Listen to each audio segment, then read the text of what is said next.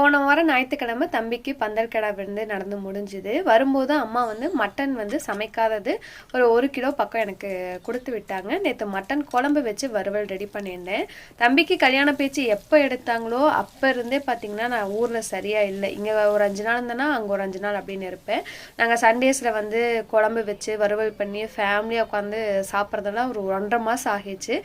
சொல்லப்போனால் நான்வெஜ் வந்து வீட்டில் சமைக்கவே இல்லை. சாட்டர்டே சண்டேல அம்மா வீட்லேயே தான் இருந்தேன்னா அதனால் சமைக்கவே முடியல.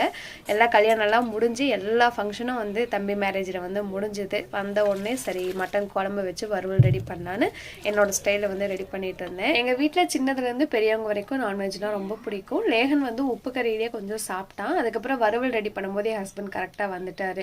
வந்ததுமே நான் சமைக்கவே வறுவல் கொஞ்சம் குழம்பு கறி கொஞ்சம் டேஸ்ட் பண்ணிட்டு இருந்தார்.